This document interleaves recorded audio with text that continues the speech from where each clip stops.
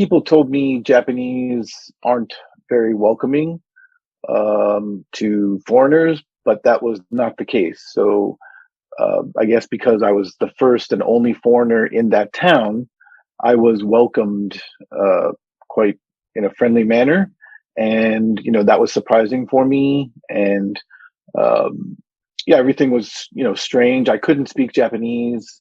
I lived in a small house in the middle of rice fields, Mm. and the smell of tatami was very new for me. And a lot of the food was very interesting and new as well, but I enjoyed it.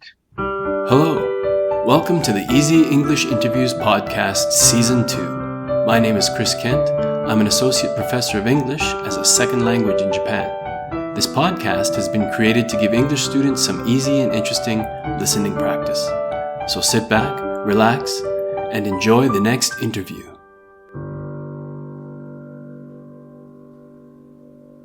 Welcome to Season 2, Episode 5. For today's podcast, I would like to focus on two things. The first thing is how English speakers express opinions and feelings.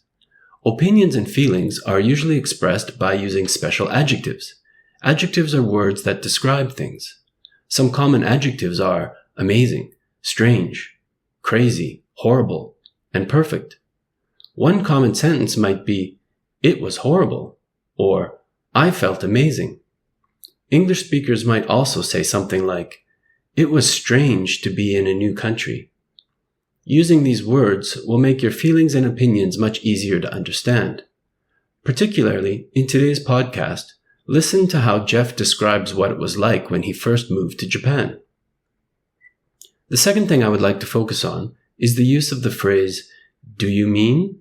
or "So you mean?" to check for understanding. English speakers use these phrases when they want to check and make sure that they understand what someone has said.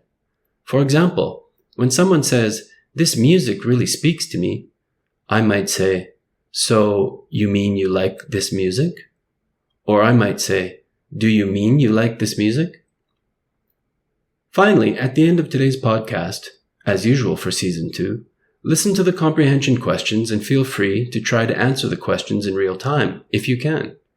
If you need to, write down the questions first, and then listen again to practice answering. Okay, so let's get to it. Please enjoy today's Easy English interview. All right, so today we're going to be speaking with a very long-time friend of mine, Jeff Swartz. I've known him for possibly about 23 years. So Jeff, thank you very much for taking the time today. Thank you, Chris. It's great to be here. Okay, so just sit back, relax, and I'll ask you a few questions. Please try to answer them as easily as you can. So my first question for you is, can you briefly tell me when and why you first came to Japan? And then after that, what is it that you're doing now in Japan? Sure. I came to Japan a long time ago. It was 20 years ago in August of 1992. Mm-hmm. I originally came on the JET program. So it's a program run by the Japanese government. And so now I work for an American company, and I run the company here in Japan. And we help companies expand globally. I see. So that company is, you say you run it here, but the company is actually based in America? That's right. It's a company based in Boston, Massachusetts, in the United States, and I run the Japan branch of the company. Okay. And so, that type of job sounds like it is something that keeps you very busy. Is it something you enjoy? Yes, I enjoy it, and definitely it does keep me busy, but it's very satisfying helping companies, and we do a good job at it, I think, and so it is satisfying. Okay, so I guess related to your job, then, can you tell me what an average day for you is like when you start, what you do, how you end your day? Can you tell me briefly about that? Sure. So generally speaking, I do go to the office. I can work at home. I can work wherever I want, but I generally do go to the office. So I wake up at about 4:30. I take care of some household chores and then make coffee and breakfast. And I'm usually on the bus by 6 a.m. or I walk to the station and I'm in my office by 6:30, so way before anybody. And then I check emails that have come in overnight. Um, and I have meetings usually don't begin till about 9:30. And I might have a few meetings during the day. Some will be with customers, some will be internal. And I usually eat lunch about 1 o'clock. And then I have more meetings. And I might have an event in the evening. So if I do, I'll go to that event. Usually they start at 7 and they finish at 9. But if I don't have an event, I often leave the office around 6:30 approximately. So that's a pretty If I have an event, yeah, I'll get home around 9:30. Yes, it's a pretty busy day. Yeah. Okay. And do you work on weekends as well, or do you get those off? Technically, I have them off, but I do sometimes do some research or catch up on a few things during the weekend. Yeah. So generally, my schedule is quite flexible. I can totally take the time off, but sometimes it's nice to do some, catch up on a few things on the weekend. So what would you say is the best part of your job then? Best part of my job is I work with some really fantastic colleagues. So I really like my colleagues. I don't have many here in Japan, but around the region here in the Asia Pacific, I have some really great colleagues. I've been fortunate to meet them. In September, we all gathered in Singapore, and some of them I know from a previous company. But also, I do think that we offer a great service, helping companies expand into new countries is very satisfying too. That sounds very interesting. I'd like to get back into kind of when you first came to Japan. So can you describe how you felt when you first moved here? I know that you might have had some opinions about Japan and about the people when you first came here. Could you share a little bit of those feelings or opinions?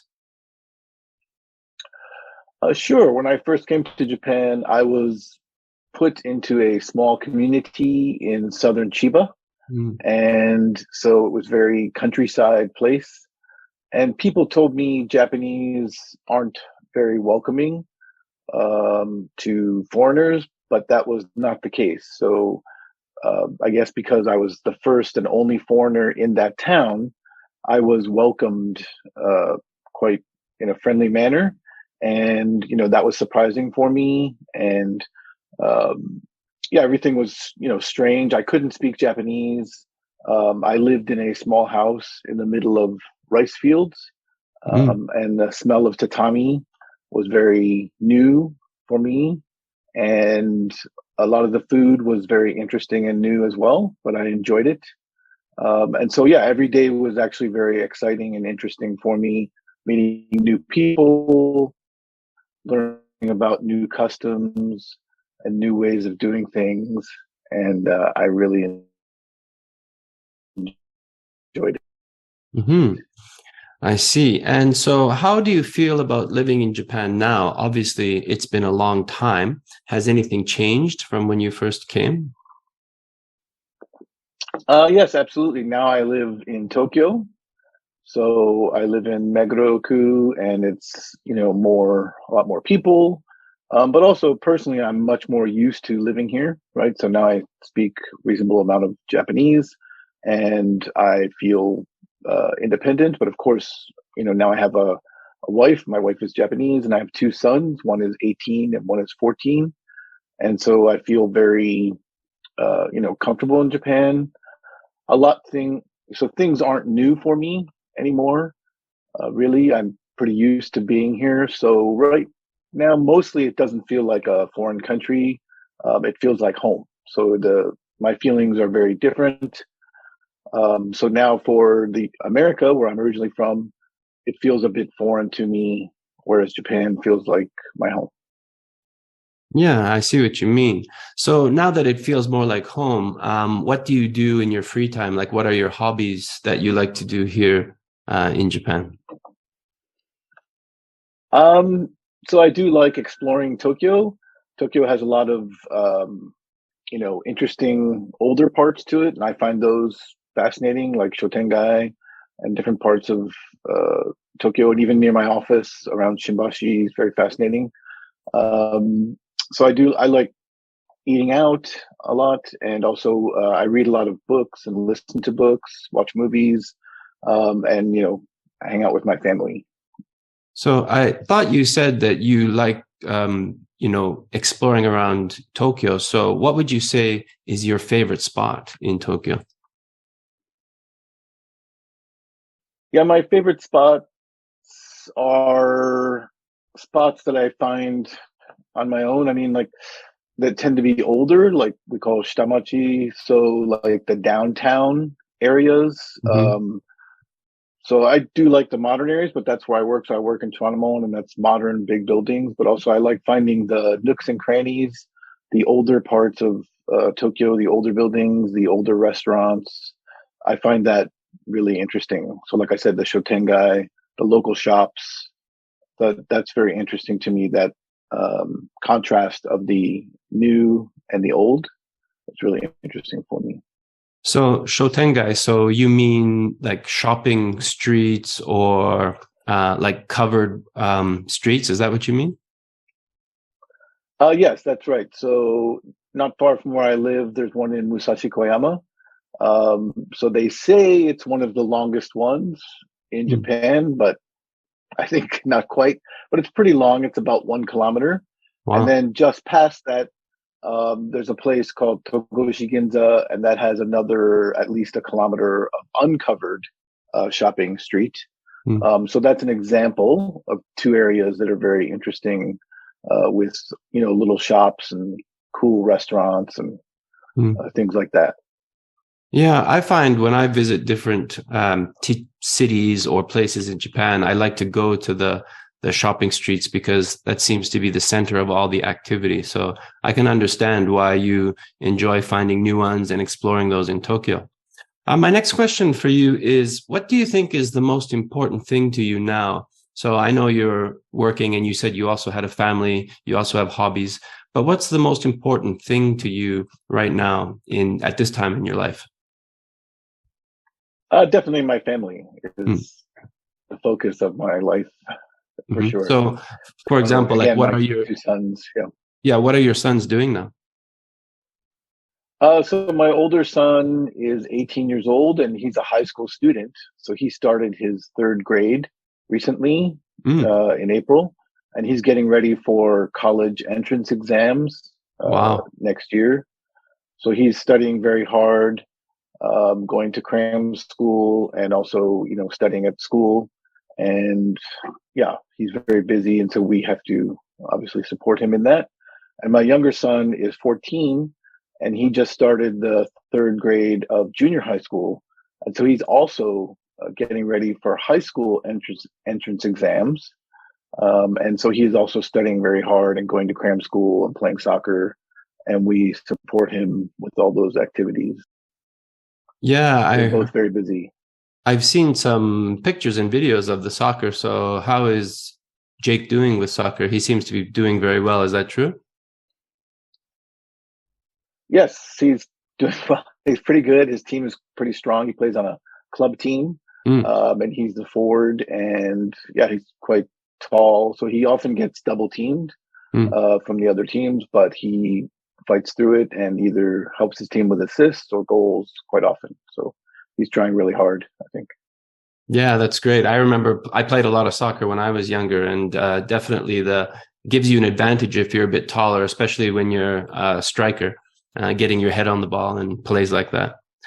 Okay, I'd like to talk a little bit before we finish here. I'd like to talk about your plans for the future. Do you have anything that you're planning to do, or anything that you think you can see yourself doing a few years down the road?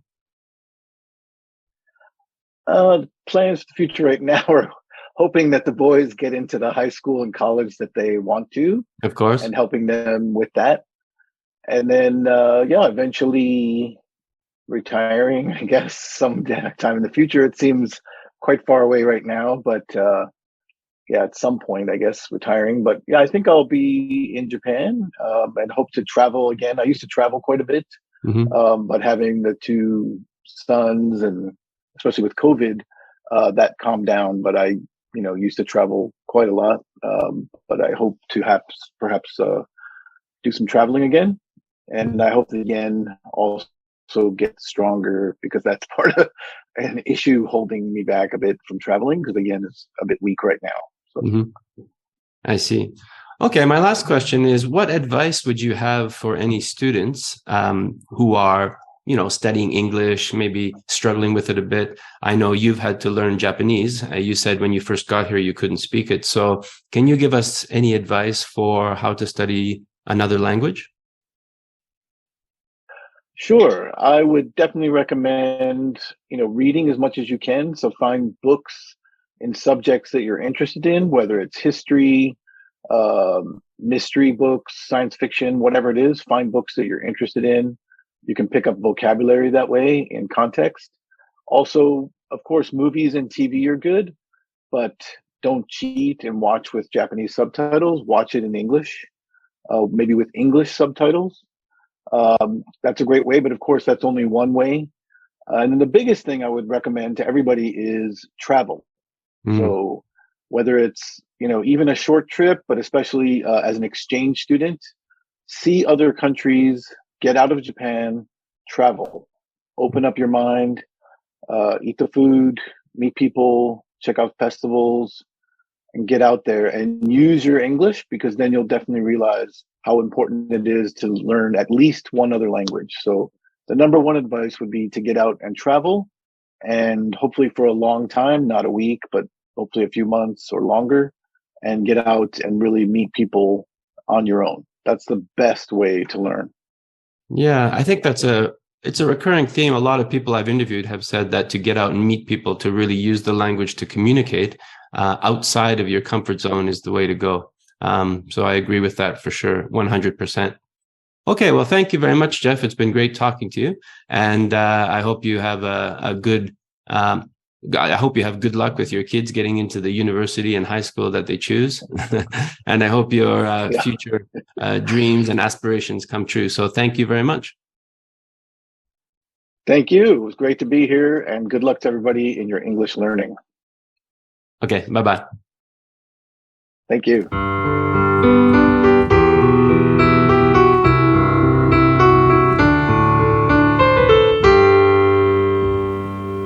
Okay, here are today's comprehension questions. Number 1. What year did Jeff first come to Japan? Number 2. Where is Jeff's company based? Number 3. What time is Jeff usually on the bus in the morning? Number 4. Where did Jeff meet his colleagues in September? Number 5. Where does Jeff live now?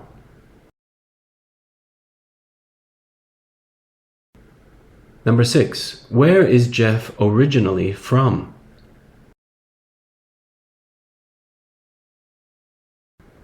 Number 7. About how long is the shopping street in Musashi Koyama? Number 8. How old are Jeff's sons? Number 9. What does Jeff want to do after he retires?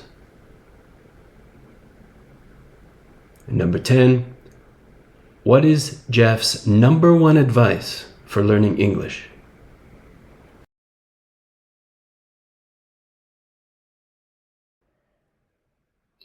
Okay, well that's it for episode 5 of season 2. I'll see you again in episode 6. And don't forget to please share this podcast with anyone that is also studying English like yourself, or anyone who's just interested in having a good listen. And finally, don't forget that the textbook for season 1 is still on sale at Amazon.com.